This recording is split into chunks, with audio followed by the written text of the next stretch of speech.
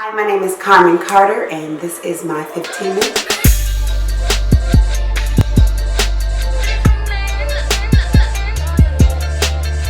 My name is Dwayne LaRue, and this is my 15 minutes. My name is Nate McCullum, this is my wife Erica. Hey guys. And this is our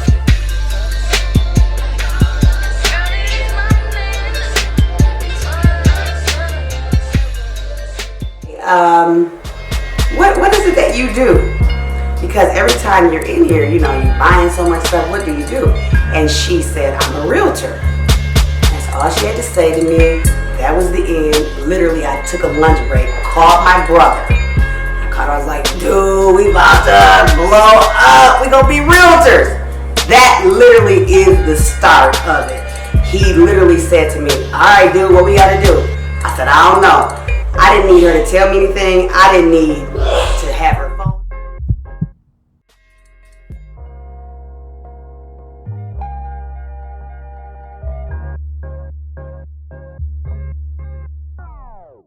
In high school, I was always hanging out in the hallway. I love to hang out. I love people. I love friends. I just love having fun. So in high school, I was all about the experience of really enjoying high school. I love to have fun. Probably if I had any experience to take away from, I had so much fun in high school. I legit have a nightmare all the time, even to current day, that I did not graduate. That's how much fun I had in high school. But I was the class president. I was homecoming queen. I was in every single club you can imagine. So I was always doing something in high school. After high school, I knew I did not want to go on to college because I just said I always have a nightmare that I didn't graduate. So I knew I didn't want to go to college, but I did know I wanted to spread my wings and fly. So I decided to go to the military, and that was probably one of the best experiences to date that I have. So I went to the Air Force, did that for 5 years. I traveled around the world, stayed in Korea for a year, different states over time. I had a lot of friends, had a lot of fun, and probably the turning point for me in the military was, and I didn't say this when I was a kid, but I always marched to the beat of my own drum. My dad has always said that. I was always, if he said go left, I was like, but right looks good. So even in the military, I think my turning point in the military, I'd never forget, I was in Dayton, Ohio at Wright-Patterson Air Force Base, and my first sergeant called me into his office, and he said, he asked me did I do something, and I did not do what he said I did. And he said, so are you calling me a liar? I said, well, I don't know if I'm calling you a liar, but I do know for sure I didn't do it. And he said to me, this probably is not for you. I said, if I have to say that I did something I didn't do, then this probably isn't for me. After that, I left that duty station, went to Biloxi, Mississippi. After that, I did one more tour, and that's when I went to the turning point. When I was in Korea, the colonel would come down and everybody would rush and try to stand up, and it would just weird me out because I didn't understand why. And I would even ask my boss at the time, which was a staff sergeant, I couldn't understand why we would be standing up and having all this big fuss about this person to come in. I was like, don't she put her pants on every day like we do? It just was weird for me. So that whole idea of hierarchy never really gel well with me. So I guess I was always meant to be a boss, because I just don't understand that. I don't like that.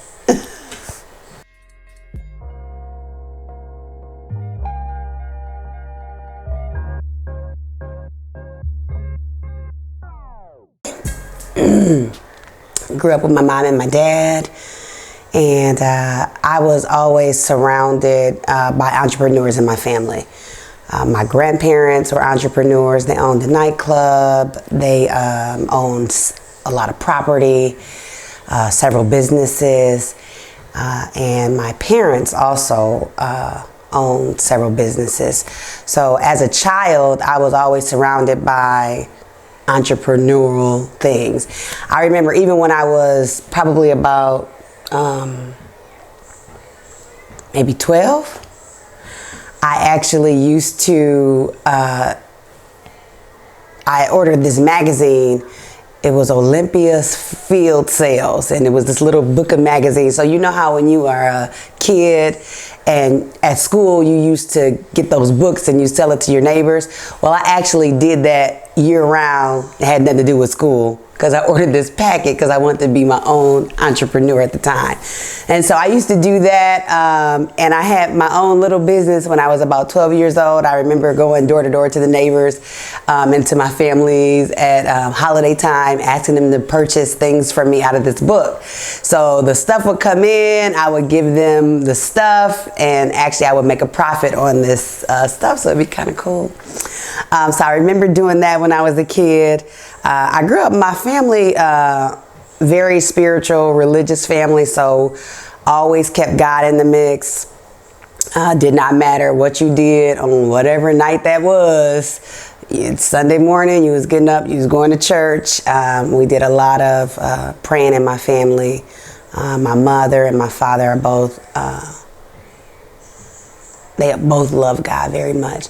So they taught me how to make sure to keep God first.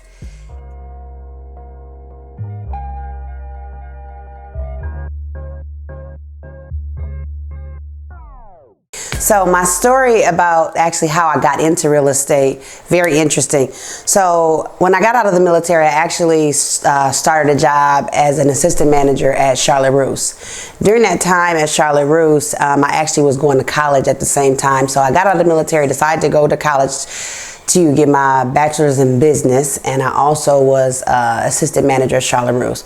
Well, when I was assistant manager at Charlotte Russe, another job that I hated, because again, that was the mall. That was 17 years ago, and my friends would come into the mall and it'd be late, and I'd be, you know, it's like a force field, and they'd be walking by, hey girl, and I can't go outside the store. I didn't like that. That made me upset. So I kind of felt like I was, every time they would walk by the store, I would sing, let my people go. Because I just really felt trapped. I didn't like that. But there was this young black girl that used to come in all the time. And I still know her to this day. And she would come in and she would buy all kind of clothes and jewelry, and it would be a really interesting thing to look at her and help her. So one day I actually decided to ask her. I actually decided to say, hey, what is it that you do? Because every time you're in here, you know, you buying so much stuff, what do you do? And she said, I'm a realtor. That's all she had to say to me. That was the end. Literally, I took a lunch break, called my brother. I was like, dude, we about to blow up. We gonna be realtors. That literally is the start of it. He literally said to me, all right, dude, what we gotta do? I said, I don't know. I didn't need her to tell me anything. I didn't need to have her phone number. All I knew was she shopped every single day during the day. Young and black, realtor, that's what I want to do. That period. Even to this day, when I go to the mall, if it's the middle of the day, I'm always wondering, what do these people do that they can be here? So I'm always interested to know. So that actually is what prompted me to start my real estate career. And literally, that is it. So when I started, it was no, I didn't have a fear. I was fearful of having to stay at Charlotte Russe forever. That was the fear. So it was not the fear so when I saw her and the freedom that she had, that to me wasn't fear. It was it was a no-brainer for me to be able to live free like that. And me, my brother, and my mother, we all took the class. At the end of the class, we was getting ready to take this final exam. And my mom said, I'm not coming tonight. I said, Mom, you gotta come tonight. It's final exam. She said, oh no, I just took the class for moral support. I just wanted to support y'all. I didn't really want to be a realtor. So me and my brother, we both took the exam, both passed on the first try.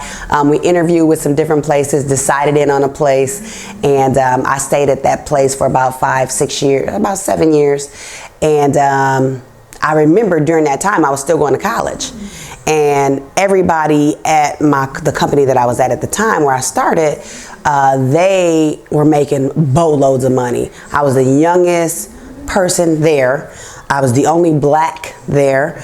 Youngest woman, youngest person, only black. And they say the average age of a realtor was what, about 55 years old. And here I am, this 20-something-year-old firecracker in the office, and they were making so much money, and I was still in college. I went home one day and I told my mom, I said, Ma, I'm sorry, but I cannot finish my degree.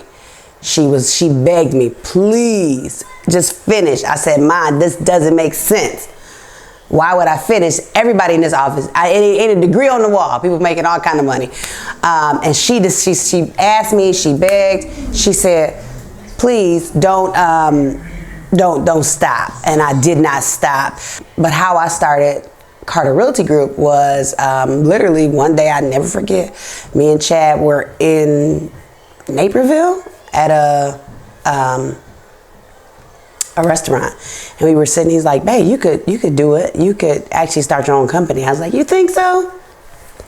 And he said, yeah, I think you should start your own company. There's no reason that you shouldn't. You're very smart, and you can do it. And literally, that's exactly how it started. I started looking into how to get an LLC, how to get incorporated, what do I need to do to actually own a real estate company. And I did all of that research and actually started Carter Realty Group.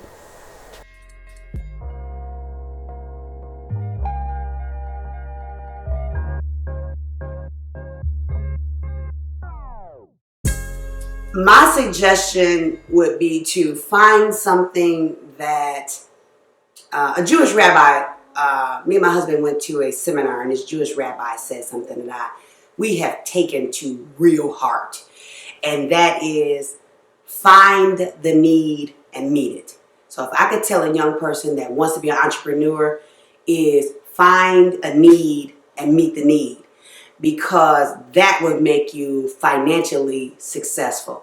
And then whatever it is that you love, you can now fund said dream, because you have decided to find a need in the community that you serve.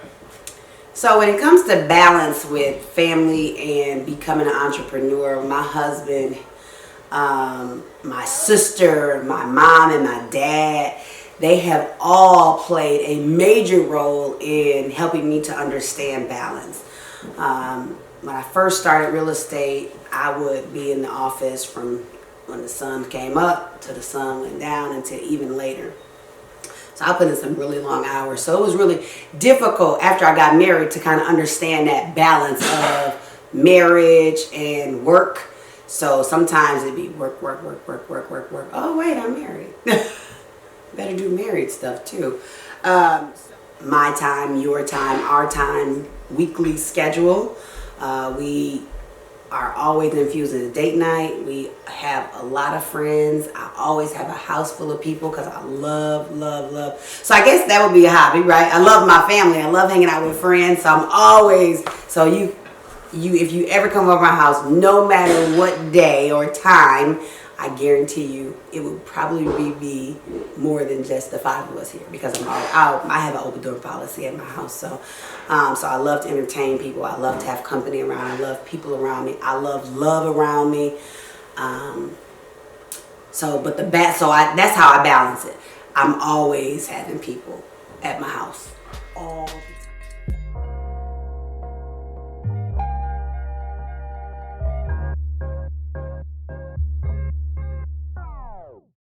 And one of the big reasons that I get up every single morning, even if I'm working from home, I get dressed from head to toe, is because I do not ever want a boss.